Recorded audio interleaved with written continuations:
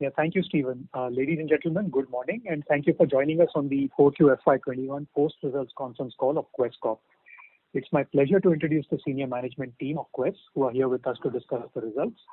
We have with us Mr. Suraj Moraji, Managing Director and Group CEO, Mr. N. Ravi Vishwanath, Group CFO, Mr. Shekhar Garissa, Chief of Emerging Businesses and Corporate Development, Mr. S. Guru Prasad, Chief Operating Officer, India Region, Mr. Lohit Bhatia, President Workforce Management, and Mr. Pinaki Kar, President Global Technology Solutions.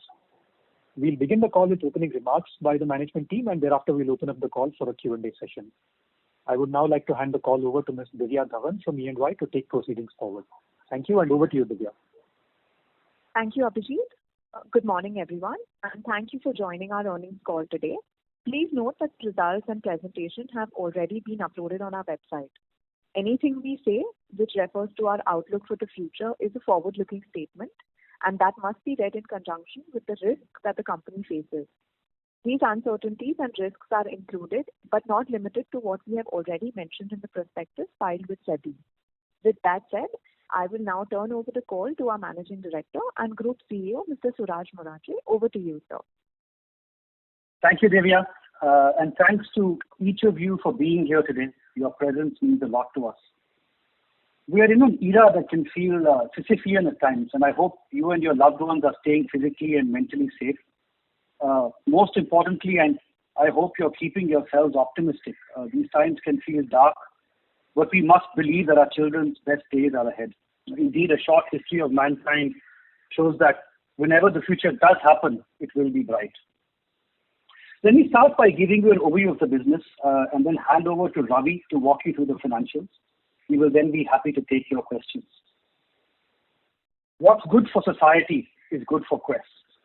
Over the last year, Quess has been at the forefront of the war against COVID. During the second wave, we have mobilized talent for temporary hospitals, set up vaccination camps, and delivered oxygen support. Even while society was in lockdown, we fumigated, managed, and secured hospitals, airports, and countless other essential infrastructure on behalf of our clients. And while our fellow citizens were ensconced in their homes, our associates were out at the front line in healthcare, e-commerce, retail, and manufacturing jobs to keep our economy running. While doing this, we have prioritized employee well-being and safety in every way possible. It has been our number one priority in the last quarter, in the current quarter. We created quick reaction teams across states for employee support, mobilized medical and psychological support, and worked closely with our customers to enhance insurance covers. Our work app has reoriented focus towards COVID-appropriate behavior, along with a campaign to encourage our employees to register for vaccination doses. We are seeing significant vaccine hesitancy that we're trying to overcome. Today, across our operating asset management platform, about 30% of our frontline warriors have already been vaccinated. Our employees have participated in numerous community welfare programs, sponsoring and distributing meals, dry ration, and personal protection kits to frontline workers, teachers, and students in adopted schools. With such purpose, it's no wonder that Quess has once again emerged as a great place to work. On business and financial matters, like many, we had a roller coaster of the year. After a 19% reduction in revenues in Q1, the institution that emerges from Q4 is one that has only grown in strength across all metrics, be it customer acquisition, operational efficiency, digitization, cash management, or leadership development. Indeed, after seeing our business shrink in Q1, we grew our top line ahead of the market at an average of 7 to 8% per quarter. Our normalized PBT for FY21 closed higher than that for FY20, reflecting our focus on operational efficiency and simplification of the business and the balance sheet. And we ended the year with almost 99 crores of net cash versus 355 crores of net debt a year ago. Q4 especially ended the year with exceptional momentum. Were it not for the impact of a 119 crore one-time ECL provision that Ravi will talk about on the legacy government business, and a 20 crore COVID-related impact on our TSE and food business, our EBITDA actually would have been 5% higher than the same quarter a year ago. This reflects the strong growth in each platform, a testament to the execution of our teams, be it across sales, efficiency, or collections. Our sales momentum has been strong with over 700 new customers acquired in the year. We have doubled down on cross-sell, as you know, and had 55 wins worth an annual contract value of 250 crores. These deals include some marquee solution sales, things never tried in the industry before, with cross-selling now accounting for approximately a tenth of our incremental sales and showing a considerable better bang for the sales buck than cold calling. We are encouraged by the impact of our efforts and will invest more time and energy this year to improve further on this front. Let me move on to specifics, starting as usual with our WFM platform, which exited the year having recovered close to where we came in and having grown headcount at over 20% in H2. GS associate headcount grew 13% quarter on quarter on the back of about 60,000 gross additions benefiting from telecom, BFSI, manufacturing, and a gradual recovery in retail. 29 new deals contributed an incremental headcount of under 9,000, taking total new customer wins in GS in the year to 96. One interesting thing about this customer addition is that it shows that India's shift towards outsourcing and flex is real. 40% of new GS customers in Q4 were first-time outsourcers, using general staffing for the first time. That's 40%. We are seeing a flight to quality in the market, not just in GS, but across businesses that should continue to play in our favor, especially as the new labor laws are hopefully notified over the coming months. Within GS, our focus on value-added services is starting to show up in our numbers, with vast contributions to gross margin being at a all-time high. We will continue to drive this further, in large part driven by a handful of outcome-based pilots across verticals, where we are providing customers not only staff, but working with our customers to increase productivity of those staff and getting paid linked to the productivity. We expect this contribution of VAS to our gross margin to increase steadily as we gain in experience and confidence. GS has invested significantly in specific new sales capabilities during the quarter. We will continue to do so in Q1. Deal cycles have become longer, and we believe that sales capabilities benefit us when markets open, as they did in H2, and we will continue to invest. Taskmo, the country's leader in gig economy tasking, which we invested in Q3, has added a range of lockdown-resilient activities, including experimenting with phlebotomy. This business shows impressive revenue growth and has already started benefiting from the heft of new deals from our existing GS customers. Moving on to our domestic IT staffing business, this continues to be and enjoy a demand-rich environment. Our focus on higher margin profiles in the digital space has propelled our EBITDA up 54% in FY20 versus the year before. The business acquired about 95 new customers in the year, leveraging new models such as hire, train and deploy, MSP and RPO to increase share in GIC. We believe this business will continue to be resilient to COVID and continue to be in a sweet spot from a demand perspective. At this moment, our focus is on ramping up our delivery capabilities, leveraging our technology assets in sourcing, screening, onboarding, and deploying candidates. Outside of India, our Middle East business has seen its best year ever in FY21, and we expect this momentum to continue into the coming year. Our APAC business has renewed management focus and should start showing significantly in their traction in FY22. The third part of our workforce management platform, our training and skill development business, mobilized its operations sufficiently to break even in Q4, despite operating at about a 50% capacity following social distancing norms. Given the second wave, the business is expected to see setbacks in Q1 again this year.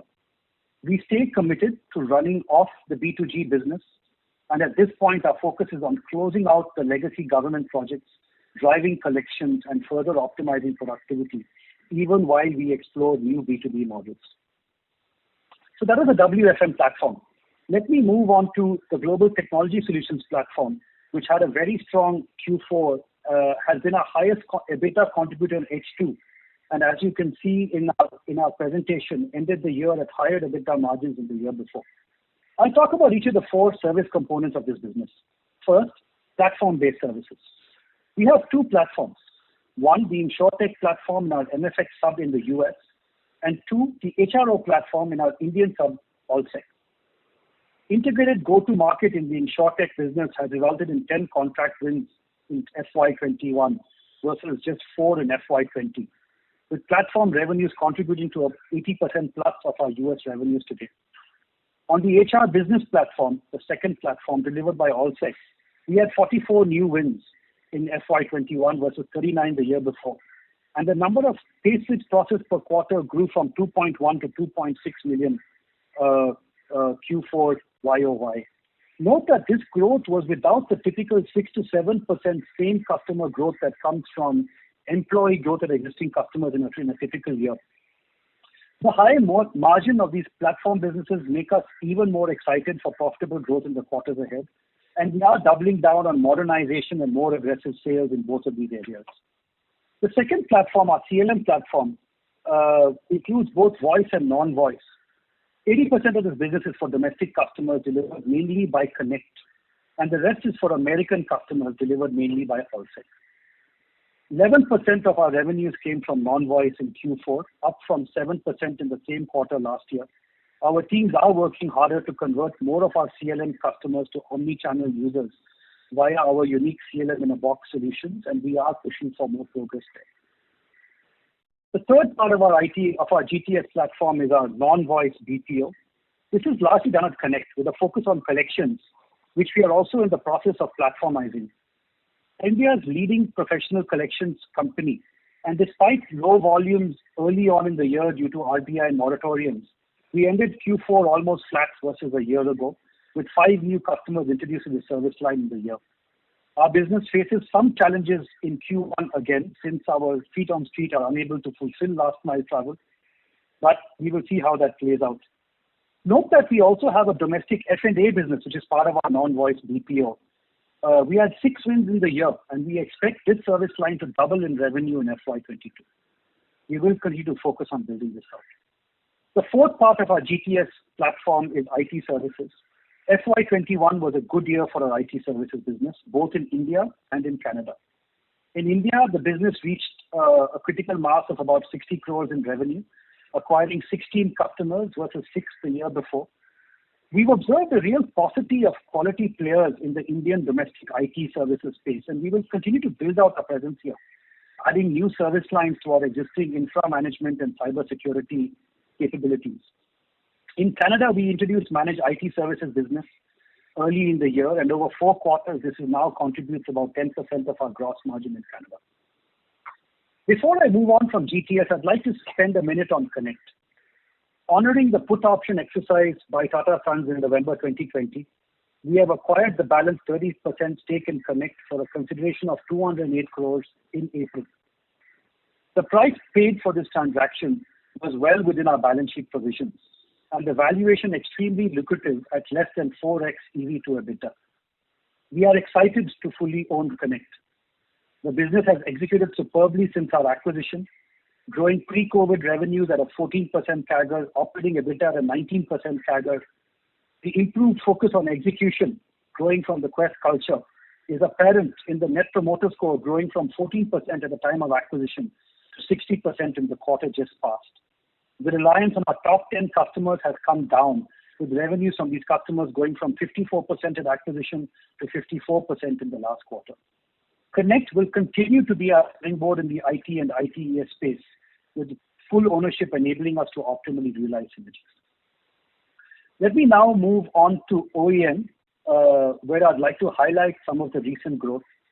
Q4 has witnessed a recovery in our integrated facilities management business, with the exception of IT, ITES, and education sectors, which accounted for 49% of pre-COVID revenues.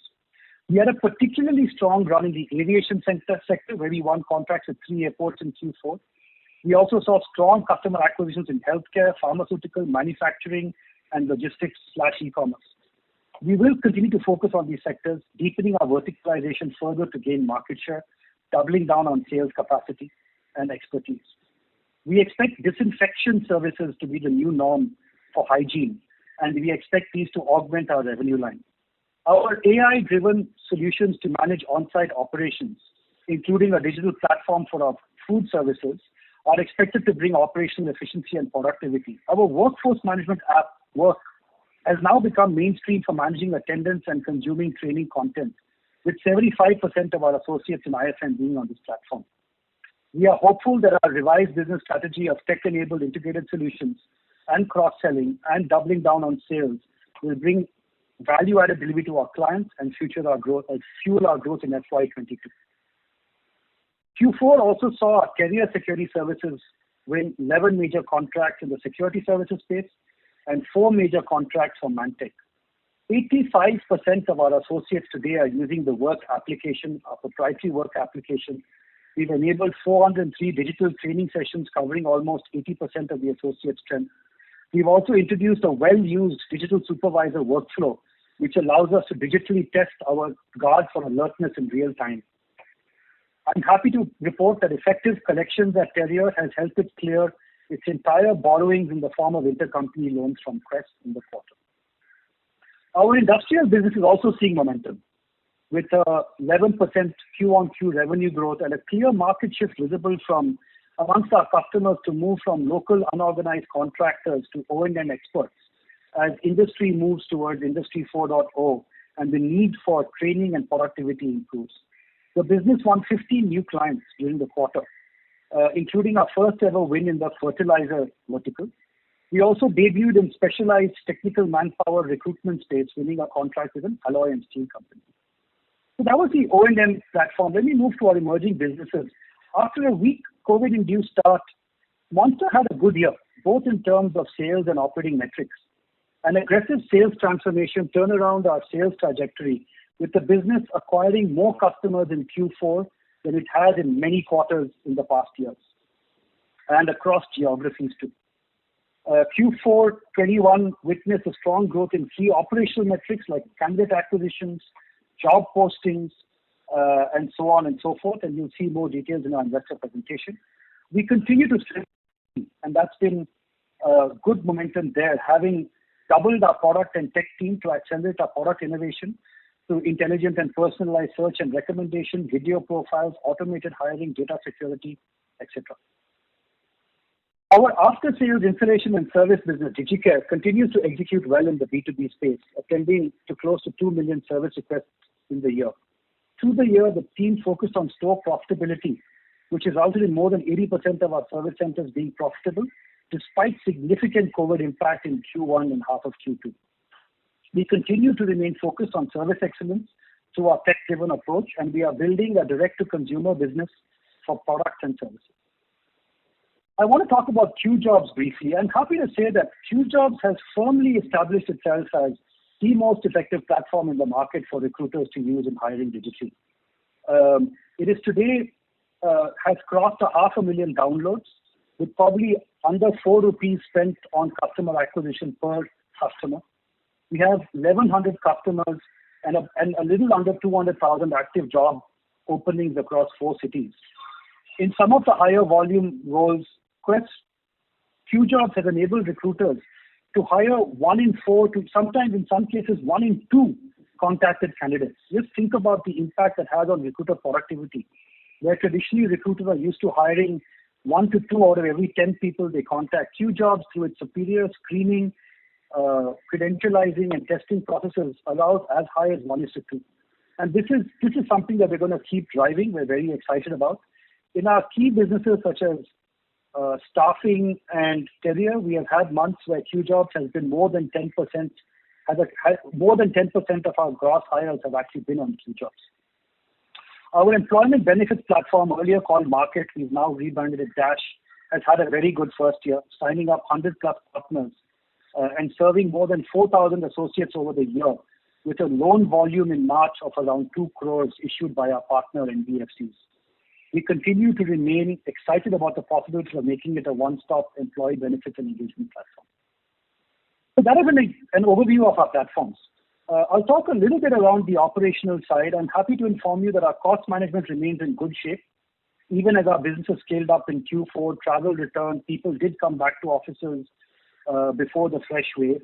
Our indirect cost, which exited FY20 at a run rate of 74, were down to about 51 crores in Q4. We do think that they will go up this year as we've passed on salary increments, bonus will come back and travel started. Bonuses go up and travel and expenses return, but we will keep a close watch on this. while launching several additional initiatives such as further space rationalization, subcontractor cost optimization, further IT cost reductions, and organization design optimization. Our organization health has also further strengthened over FY21. We have a strong leadership team, much more standardization in our processes, and a huge hunger for success. When we laid out our 2020 vision to you on March 5, 2020, none of us knew exactly how disruptive COVID would be to our lives and to our businesses. I am immensely proud of each member of my management committee and of each Quessian for the perseverance she or he has demonstrated. We are collectively proud of our purpose and resolute in our goals, and I assure you we will not waver. Our cash generation continues to be robust. Our OCF generation last year in FY21 was double that in FY20. Our cash conversion is at a historic high, and this is on the back of much better balance sheet management, cash management, customer collections, and tax collections. We continue to watch our cash management carefully, and we will continue to deliver well on this parameter. In line with this, it has been a real pleasure to reward our shareholders with our first ever dividend payout, in line with our new dividend policy, where we have committed that we will return 33% of our free cash flow approximately over the next 3 years back to our shareholders in either dividends or buybacks. We remain committed to this. Moving from last year to the present, I'm sure you want a sense of what impact the current wave will have on our businesses. Overall to date, the current wave appears likely to be less harmful to our business than the first wave. This is partly attributable, thankfully and frankly, to the human element. At this point, our clients and us are more focused on employee safety and vaccinations in the face of higher illnesses and, sadly, mortality. To date, we have not received a single material request for employee demobilization. Beyond this, the business volumes impacted by the first wave of COVID in IT, ITES, education verticals of IFM, food, career, had only partially recovered by end of Q4, so we see less of a negative impact on these businesses at that time. Having said that, we are clearly seeing a dampening of the momentum built over Q3 and Q4. We are not perturbed. We see how we can execute. We see that we can build momentum back quickly. But at this point, clearly the momentum is down over the last 3 or 4 weeks. 3 specific businesses that have been particularly hit by lockdown are DigiCare, where our services have shut down for the duration of lockdown. Exodus, where our centers are once again shut. And Monster, where sales, especially field sales, have been impacted in the SME segment. It's difficult to quantify the impact at this point, and we will not give you a quantification. We will give you a clearer picture with our Q1 results coming next month. Before I hand over to Ravi, I would like to re-emphasize our commitment to our twin goals of 20% ROE by FY23 and 20% year-on-year OCF CAGR. I assure you that I want to thank you at the end, the analyst and the investor committee, for your support to us and to our institution. We remain committed to the institution and to our goals. Ravi, over to you.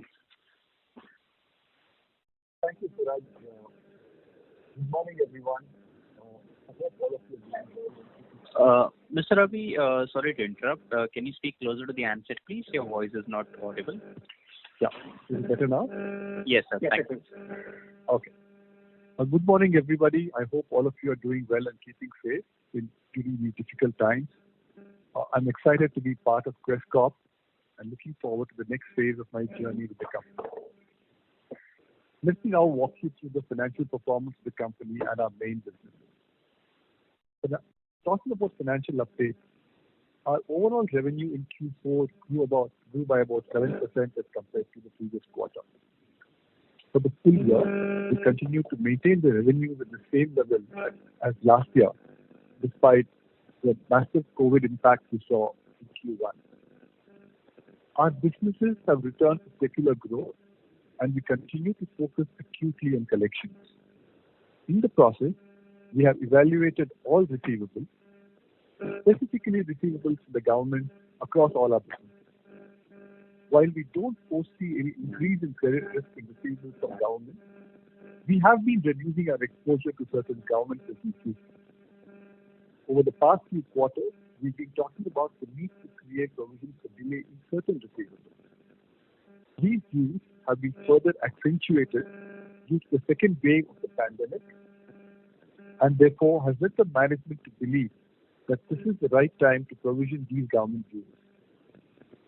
Accordingly, we have provided for an amount of 119 crores in Q4 of FY21 out of abundant caution. It's imperative to note that this does not in any manner indicate any concerns with respect to the recoverability of the amount in future. These are mere provisions and the receivables have not been written off. We will continue to pursue the collection and write back provisions to the P&L account as and when the said dues are collected. With this provision, we are confident about taking care of all the credit risk exposure that exists from such receivables. Consequently, EBITDA in Q4 was down 35% to 38 crores as compared to 151 crores in Q3 FY21, owing to the aforementioned government. Mr. Ravi? Yeah. So sorry to interrupt. We are getting some disturbance from your line, sir, and your audio is sounding a bit feeble. If possible, can you speak closer to the handset, please, and mute your Zoom Teams? Is it better now? Yes, sir. Okay. Consequently, EBITDA in Q4 was down 75% to 38 crores as compared to 151 crores in Q3 21, owing to the aforementioned government provisions and COVID-19 related impact of 20 crores from the excellence and skill training development business. However, the normalized EBITDA for the quarter grew 5% quarter on quarter. Similarly, for the full year, reported EBITDA was down by 30%. Adjusted for one-timers, EBITDA was down by about 12.3% versus FY20. The impact of COVID-19 related lockdown on high-margin training and skill development and food business was approximately 98 crores for the year. The reported PAT in Q4 was impacted by a one-time charge on account of goodwill, on account of a deferred tax liability that was created on goodwill.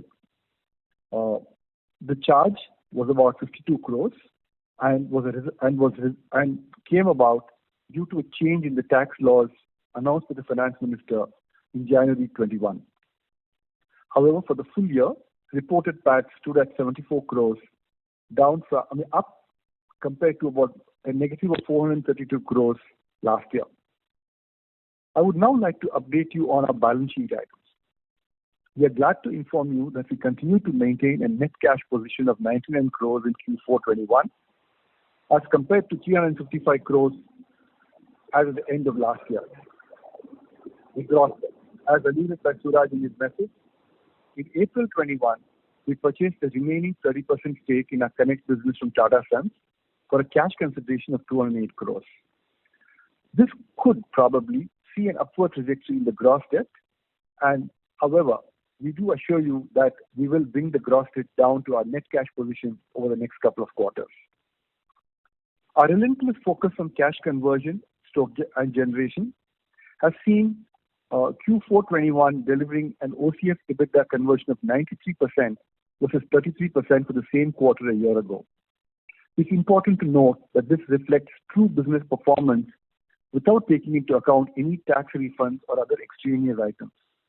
For the full year, our OCF grew by about 151% with OCF EBITDA conversion of 131% in FY21 versus 44% in FY20. We continue to focus on achieving the 20% ROE by 23 through judicious capital allocation. The board and senior management of the company have also been contemplating for several quarters now about paying some of the cash flows back to the shareholders. Accordingly, we have announced the first ever dividend since our IPO of ₹7 per share in our endeavor to optimize shareholder returns. We will continue to prioritize debt repayments and will return excess cash to the shareholders as appropriate. Given our confidence in organic financial growth and cash conversion, we have adopted a revised dividend policy where we expect to return approximately a third of the free cash flows to shareholders through a combination of dividend and or buyback annually in the future.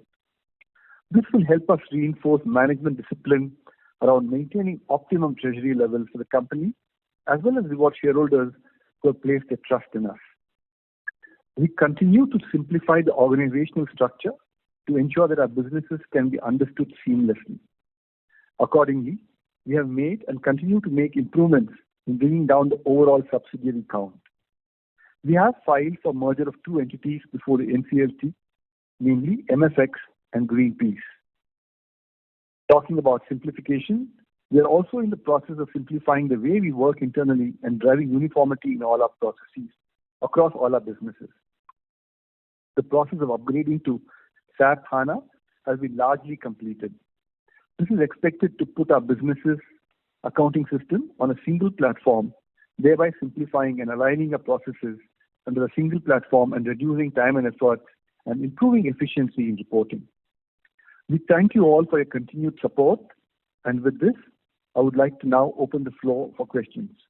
Thank you all once again. Thank you very much. We will now begin the question and answer session. Anyone who wishes to ask a question may press star and 1 on their touchtone telephone. If you wish to remove yourself from the question queue, you may press star and 2. Participants are requested to use handsets while asking a question. Ladies and gentlemen, we will wait for a moment while the question queue assembles. The first question is from the line of Aditya Bagul from Axis Capital. Please go ahead. Thank you. Congratulations, Suraj and team, for a good close to FY21. I have 3 questions. So one is from an FY22 perspective. We alluded that we are extremely focused on the health and safety of our employees and our associates, and that has to be priority number 1. But what are some of the other things that you're looking forward to in FY22? If there are some milestones that you can share to our journey of 20% ROE, that would be helpful. So that's my first question. My second question is on the WFM platform. I understand that we are going slowly in terms of the Exodus business, and as a result, the margins have come off to 3.6, 3.7%. Sort of a level. Just wanted to understand, is this a new normal, and how do we think about this from a medium term? That's my second question. And third question is, if we were to assume a high teen sort of a growth over FY22 and 23, how do we see cash conversion numbers over the next 2-3 years? Do we see them coming back to 60-70% levels, or do we expect them to be structurally higher? Thank you. Thank you, Aditya. Thank you for the questions. Let me answer 1 and 3, and then I'll ask Ravi to take on the second question about the WFM margins. Sure. So FY22, I think, we're targeting 20% ROE by next year. We want to get approximately half the way there this year. Frankly, this year, it's really going to come through growth. And our focus really is on growth in every platform. We double down on sales capacity. We're doubling down on cross-sell. We're also doubling down on some of these new revenue streams I've spoken about, be it construction, manufacturing, healthcare, IT services. We're being very deliberate about identifying areas that can give us further tailwinds. So really, this year is about growth. Obviously, OCF. We would like to kind of target ourselves on 70% of kind of OCF conversion. I think that's a minimum we'd like to deliver.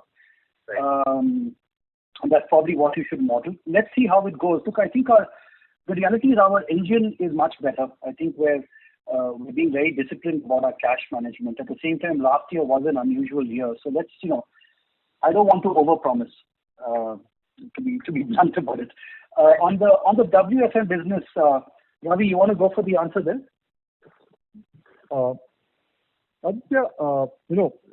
What the normalized EBITDA margins that we're currently seeing would probably be the kind of least that we would probably get to.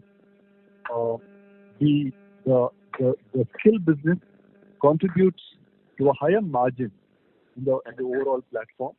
And once that business comes back into its normalcy, we do expect margins to inch upwards. The second part of the margin improvement that we expect to happen is with the IT staffing business increasing its footprint in the higher margin kind of businesses that it's been going after over the last 1 year. So on both these accounts, we do expect the margins to kind of kick upwards from what has been reported as normalized EBITDA for the year. Understood, sir. Very, very helpful. Suraj, just one question as a follow-up. You talked about growth in FY22. Can you probably help us understand which of the three segments do you think is going to be a flag bearer for us when it comes to growth? Do we expect a significant higher growth in tech or vis-a-vis workforce or OAM? Just some color on that would be good. I think Aditya, you should demand, and we demand, that all of our platforms sort of grow at, let's say, about 20% top line. So, I think there are no free passes this year for any platform, and I think all of our presidents are targeting that. Understood. Loud and clear. Thank you so much, and best of luck for the quarters to come. Thank you. Thank you. Thank you. The next question is from the line of Sudhir Guntupalli from ICICI Securities. Please go ahead. Yeah. Hi, team. Thanks for giving me the opportunity. Ravi, congratulations and all the best on your new role. My first question is on the 52 crore adjustment of the deferred tax liability. If you can help us understand which line item is this 52 crore adjustment reflected in both the P&L and the balance sheet. Also, overall outstanding goodwill due to MIS is around 300 crore post the write-off which happened in March 20. This translates into around overall tax shield of 75 crore over the lifetime of the asset, maybe 5 to 10 years. In that context, adjustment of 52 crore looks high, given that the book base and tax base difference would have arisen only for a year after the Honorable Finance Minister has changed the taxation rules. So any thoughts on this would be welcome. Sure. So Sudhir, basically, we have two categories of goodwill in our balance sheet. One is goodwill that does not get depreciated, and two, goodwill that has been used for that is getting depreciated in the tax returns. So the one that's getting impacted due to the change in tax law is the second component. So in our books, the carrying value of this particular goodwill is about 290 and odd crores. I'll get to the full detail. And in the tax base, the difference is, the carrying value of this particular asset is about 207 crores, roughly about 207 to 210 crores. The difference between, so this is the value, the 200 crores of depreciated goodwill is the one that is thought to be, is the one on which the deferred tax liability has been created now. We actually debated this quite a bit, whether this change in law is in fact a temporary timing difference, which is what the deferred tax treatment is actually should be given for. But this is a consistent position that has been taken by the accounting firms, and accordingly we had no other choice but to go ahead with this particular charge. Having said that, we would be making necessary applications to the agencies concerned to clarify on the correct treatment of this particular matter. And you could call our treatment of creating a deferred tax liability as a conservative, kind of measure, only to be kind of rectified should we get a favorable ruling from the agency next year.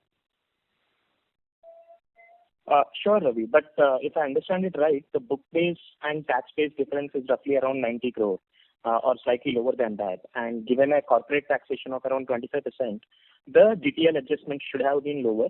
That's the first part of my question. And the second part is that how is it reflected in the P&L and balance sheet? Because balance sheet DTL asset has not changed meaningfully. And in the P&L, we would have passed it to the taxation line item, I assume. Yes, but there also the gap, like I said, sorry? The gap is almost about 200 crores is the gap on which DTL has been created. Okay. And P&L and balance sheet reflection, where exactly is it reflected in the balance sheet? Balance sheet would be in the Because the DTL items have not changed much from the September quarter. I will come back to you on this question before the end of this thing actually. I'll tell you where exactly. Sure, sir, no problem. Okay. Yeah. And second thing on the 119 crore provision, when we say legacy government business, is this related to Trimax or is this related to the receivables in training and development? And also, what's the status on Trimax and any color on why the amalgamation of Trimax was rejected by the regulator? So there are two things here. One, of course, it's a combination of both Trimax and the training and skill development. So it consists of these two elements only. And second, the amalgamation of Trimax was rejected by the regulator on account of a technical issue, which is why it's being refiled currently with the NCLT. We had proposed a four-way merger last year, and we are now actually getting it down to a two-way merger, which is MFX and Greenpeace. And so it is purely on a technical issue of the number of share capital of the shareholders needing approval was a technical issue on which it was actually rejected last year. Sure, Ravi. And what is the outstanding from Trimax, if I may understand, and any possibility of future provisioning on Trimax account? We don't foresee any future provisioning on the Trimax account. We believe that the amount that we have provided for so far should be more than adequate to take care of any eventuality as far as Trimax is concerned. The total recoverability from Trimax is about 101 crores. Which is still due. Which is totally due, yeah. And Ravi, just one clarification on that, because this is almost a 2-year back issue, right? And so if I understand it right, in 180 days or so, the accounting rules regulate or demand a provision on that account out of abundant caution. But this is more than a 2-year issue, 2-year-old issue. So just trying to understand as to why we are not taking provision for the rest of the 101 crore amount. So basically, government dues are considered sovereign dues, and the policy had been to not provide for government dues at all because it is a sovereign kind of a due, which actually the state actually promises. So this is the reason why we had not provided for it. Having said that, out of abundant caution, we have come up with a new policy which will provide for a certain amount of total receivables to be taken care of as provisions on a going forward basis. Got it, sir. Thanks, and all the best. I just also want to just make sure that the question you asked first, I just want to clarify that the question was an incomplete one. You asked why the regulator reject the merger of Trimax. Let me put that fully in context. Right, as part of our simplification exercise, we are progressively reducing the number of subsidiaries that we do not need to own or need to have independent. We had gone for a fast-track NCLT process with 4 of our subsidiaries, including Trimax, requesting that they be merged into Quess. The reason it did not go through was in the process, the regulator came down and said that 90% of all of our shareholders need to vote for the resolution for this to go through. It is a mathematical impossibility for us to get 90% of our shareholders to vote because many of the investment companies have a policy of not voting. Right? So that is the issue. It's got nothing to do with Trimax. It's got nothing to do with the company. It's purely a process issue. And then we have now refiled with 2 subs. We've decided to keep Trimax as a separate sub simply because we realized that on further consideration, given that the scheduled project exists, it is better to keep it as a separate sub for now. So that is the full answer, if you will. Got it, Suraj. Thanks for the color and all the best for FY22. Thank you, Sudhir. Thank you. Next question is from the line of Nitin Padmanabhan from Investec. Please go ahead. Morning, Nitin. Yeah, hi, good morning. How are you? Just wanted to check. I think if I look at the operating asset management EBITDA and the adjusted EBITDA, there's an 83 crore difference. And I presume that would be related to the monster provisions.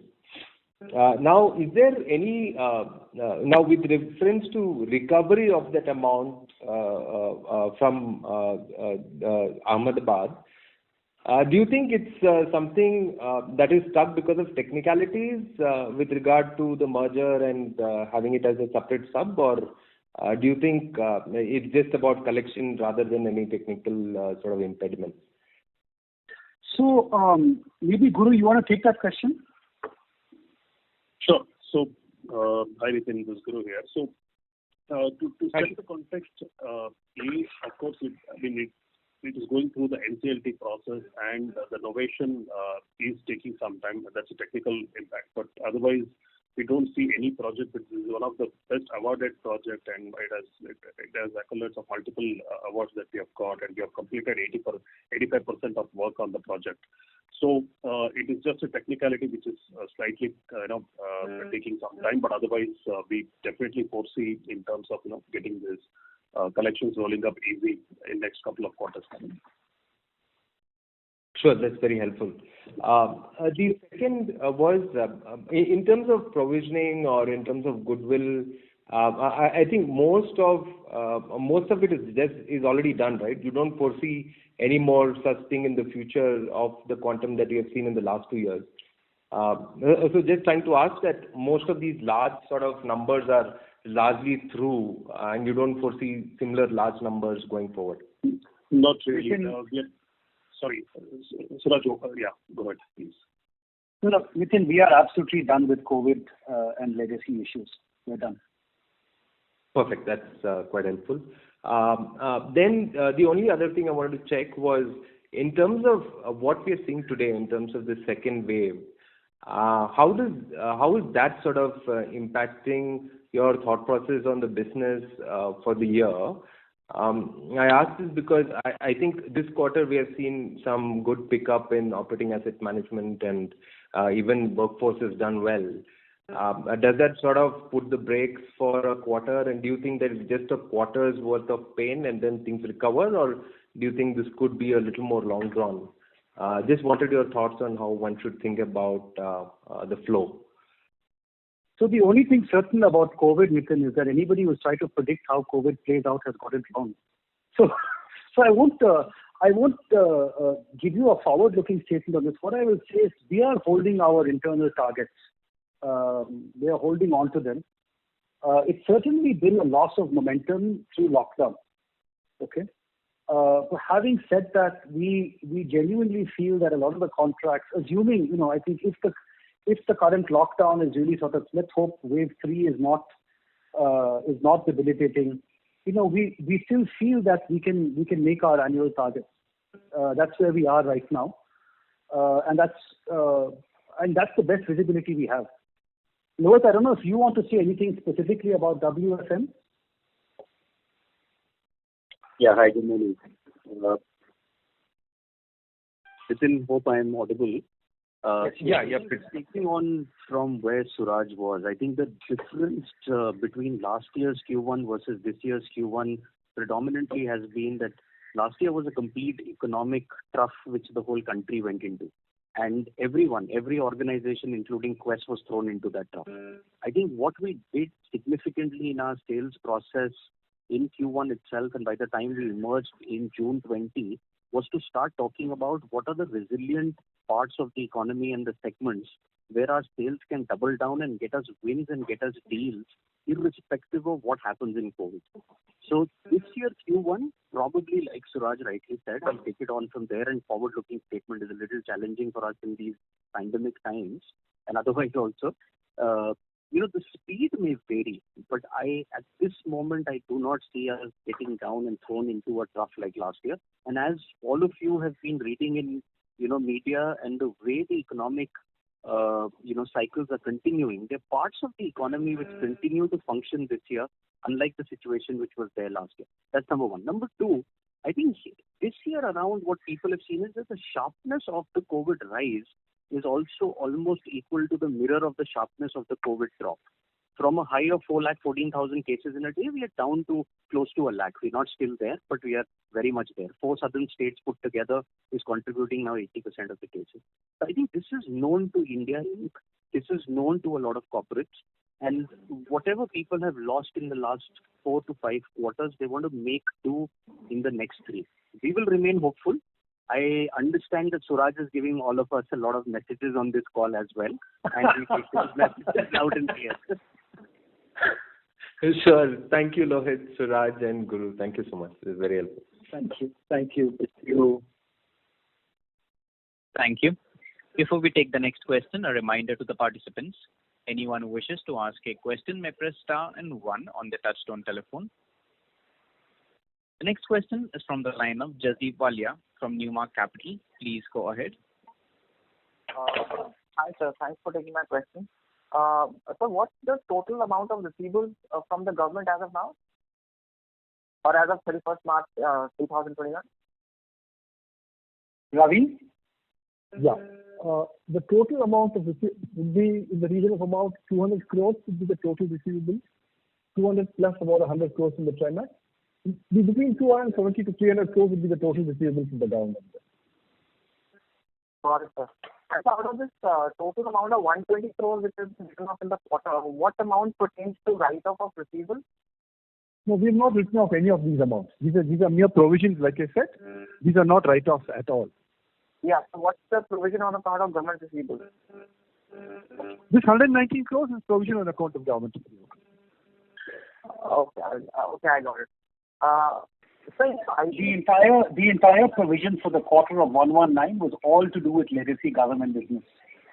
No, I wanted a breakup of these provisions between Trimax and other government people. I don't know if that's possible for you to. Sure, absolutely. I'll give it to you. I mean, Trimax was 83 crores and government receivables was 36 crores. Sorry. Sir, the IT you mentioned in your presentation. Mr. Walia? Yeah. So if you can speak closer to the handset, please. Your voice is a bit muffled. Sure. Is it better now? Yeah. Yes, sir. Please proceed. Sir, you mentioned in the presentation that EBITDA from IT staffing business has grown at a pretty significant rate in this year. What was the growth in sales in IT staffing in FY21? Lohit, you want to answer that? Yes, hi, Mr. Walia. So I think what you're referring to is a real trend change in the IT industry across the board. And you've seen the results of the tier 1 IT companies as well. I think with a plateauish kind of a demand in the last 3 years, IT is now coming to a multi-year cycle. What our teams have done is they've doubled down and added a few things. One, Suraj spoke about the large sales wins. The wins that we've got this year, and Ravi also alluded to that, is not from the ITES or the perennial demand of Java, J2E and the front lines where the PO values typically remain close to the 25 to 40,000 per associate per month. We've gone for a digital strategy, and in the next 3 years, we're going to play that digital strategy significantly as far as our Quess IT staffing or erstwhile Magna Infotech was concerned. On a revenue basis, I would say we're pretty much flattish, and so is it on the headcount. In fact, on the headcount, we would be marginally lower than where we were in March 20. But it's the mix which has caused this 54% jump in EBITDA. And this will continue to happen while beyond a certain time this year itself, you will start seeing the revenue and the headcount both climbing. Because the mix would have fairly changed by that time. And our strategy on the digital sales where on an average, the margin is 3 times the potential existing margin of the past. So I hope that answered the question that you had. Yes, sir. One final question, if I may ask, or should I come back in the queue? Go ahead, please. Sir, in the presentation you mentioned that GICs will be the focus area in your IT staffing business. If you could please elaborate on what kind of services are you focusing on to target GICs? So GICs is a very generic terminology for captives. Within captives and within digital as a strategy, we have both a vertical as well as a horizontal strategy. So there's a horizontal which cuts across certain very niche skills, which will cut across all categories of GICs. However, GICs in themselves are verticalized for us, which could be products, which could be service-based companies, which could be Fortune 500 GICs in India, which could be healthcare-based, which could be global retail or FMCG GICs in India. So GICs in itself has multiple, different ingredients, but digital for us cuts as a horizontal. So when we call out GIC, what we are basically talking about is the 1,500 to 1,600 odd GICs that are in India, the investment which is coming into India in GICs, so both existing which are growing as well as the new ones which are setting up. That's been our focus area, and a part of our Quess IT staffing team singularly focuses on this.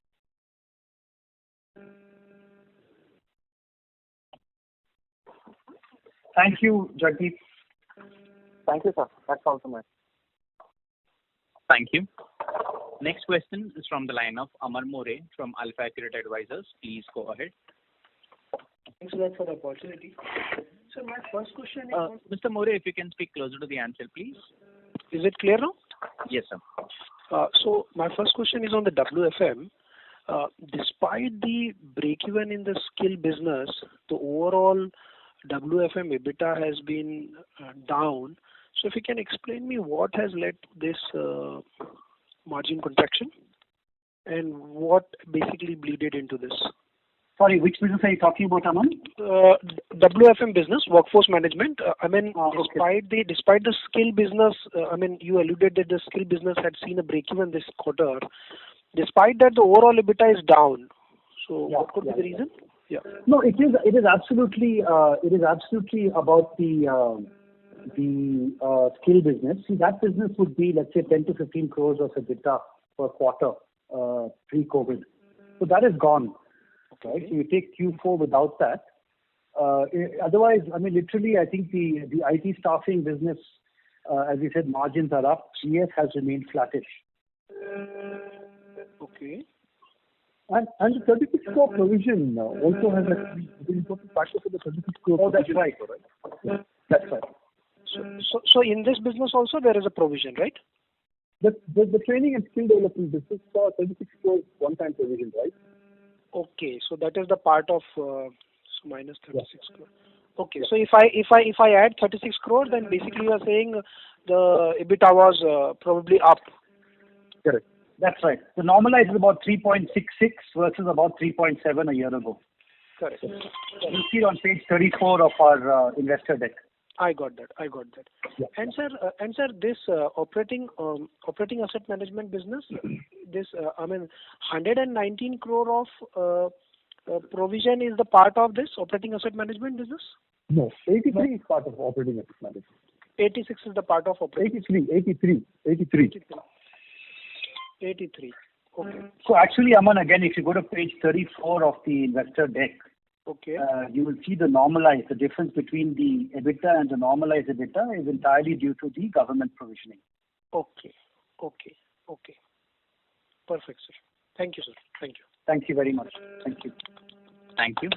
Before we take the next question, a reminder to the participants, due to time constraint, please limit your questions to one per participant. The next question is from the line of Soumitra Chatterjee from Spark Capital. Please go ahead. Yeah, thanks for taking my question. Ravi, just a couple of questions. First is, what is the markup per person, per associate in the general staffing segment? You can give a trend for 21 and fiscal 20 also. And second is, in the general staffing segment, what is the funding proportion? Well, the collect and pay and collect is at 73-27. What is the proportion of revenues or headcount which we are funding the client in the general staffing segment? So what we are funding is the 23% is what we are funding from it, because we have reduced the funding exposure significantly. It is what you said it is.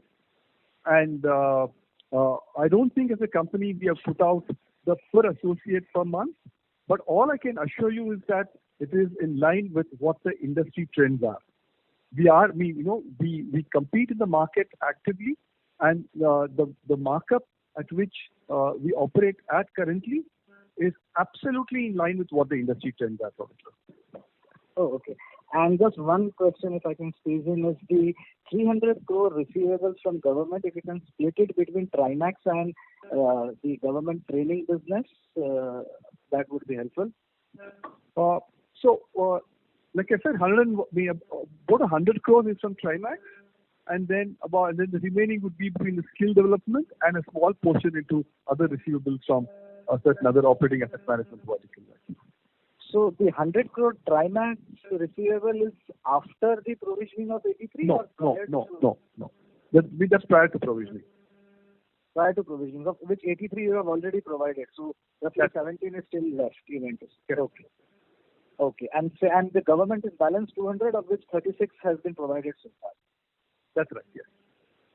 Okay. And as of today, are we doing those government training businesses, or is it completely stopped now? I mean, as of say, So as of Q4, we were operating at a 50%. Sorry, in Q4, the centers opened up, and we were operating at a 50% efficiency. We were 50% of our centers had actually opened up. But again, now with April and May getting into specific lockdowns across the country, some of our centers have again been shut. We will take stock of the training business again. Once the waves start coming down, and then we will decide on which centers to open and then get the training restarted again. But Soumitra, just to be clear on this, we are not taking on new projects. We are only running off existing projects. We do have commitments to run them off, and we want to make sure that we fulfill our contractual obligations. That's what we're doing right now. Sure. My only question is that, while the Trimax issue is more or less over, that most of them has been provided for, in the government business, because of this lockdown and all, the delays in collectibles, these provisions can happen in the, next few quarters, because there will be delays, and the auditors might say that some of the collections have gone beyond 120, 150 or 180 days, and you may have to provide again. I mean, excluding Trimax, because it is more or less done. We don't expect that a risk. Soumitra, we don't expect to do that. We expect we're fine. Okay. We think we're okay. Okay. Yeah. Thank you. Okay. Fine. Thank you. Thanks very much. Thank you. The next question is from the line of Abhay Moge from Bajaj Allianz Life. Please go ahead. Hi, thanks for taking my question. One thing I wanted to understand regarding the put option of Tata Sons in Connect, which is being done in April 21. Was there any sort of charge or amortization or anything that was included earlier in depreciation and amortization in your P&L, and going forward it will be not there because this deal is done? I just want to check, so how your depreciation and amortization will be there next year? Will it be far lower because this deal is done or something? No, I don't think this deal will have any impact on the depreciation or amortization, Abhay. Okay.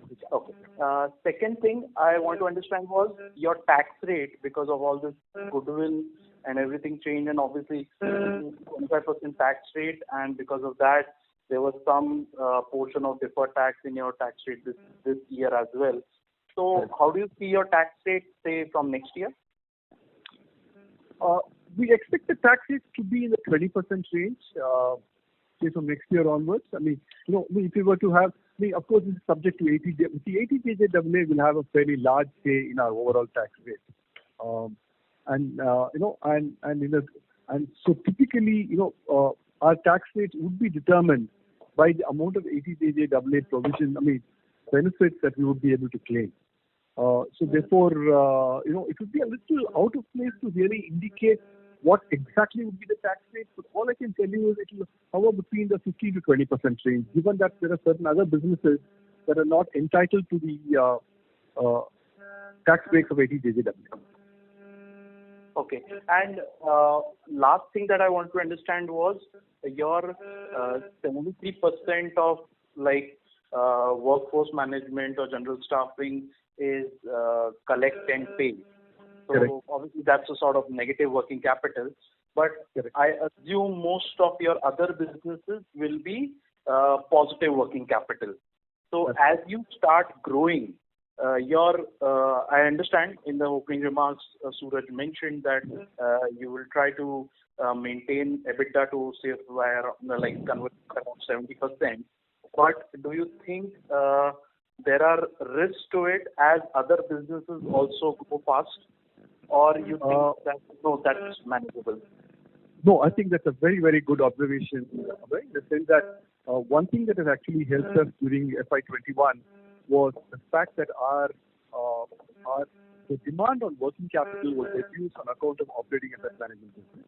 But as we see all other businesses coming back on and kind of beginning to fire, we do expect the working capital requirements to kind of increase, and we have made adequate provisions to take care of such requirements of it. So I don't expect it to be. I mean, this is something that we are watchful and which we are actually acutely aware of. Having said that, 70% OCF to EBITDA conversion, I would be disappointed if we can't maintain. You see that Q4 also there was almost a 7% growth, right, across all businesses.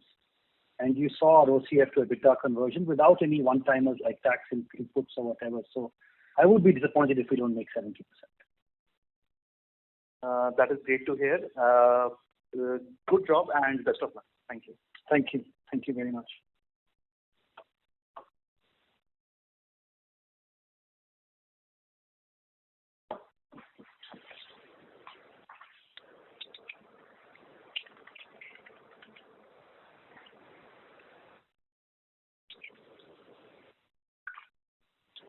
Hello. Thank you. Ladies and gentlemen, due to time constraint, that was the last question. I now hand the conference over to Mr. Suraj Morajee, MD and Group CEO, for closing comments. Over to you, sir. Thank you.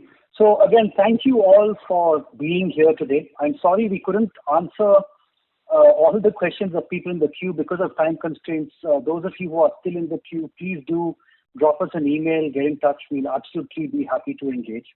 I just want to close by saying that we remain very resolute in our purpose. We're very charged coming out of Q4. We think that the business execution, the businesses have shown their power of execution. The EBITDA on the core businesses would have been up 5% year on year were it not for the food and TSC businesses. So we've shown that we have the speed to recover quickly. Across platforms, it's been quite secular. Our cash generation, like I said, is more than doubled in FY21. It's the best in the history of the company to date. Our net cash position has improved, and we started paying dividends. We feel very, very charged as a management team about where we are. We are very focused on the way ahead. We thank you for your support, and thank you for your time on the call today. I wish you all good health, stay safe, and let's get the economy going again. Thank you. Thank you. Thank you. Ladies and gentlemen, on behalf of IIFL Securities Limited, that concludes this conference. We thank you all for joining us, and you may now disconnect your lines.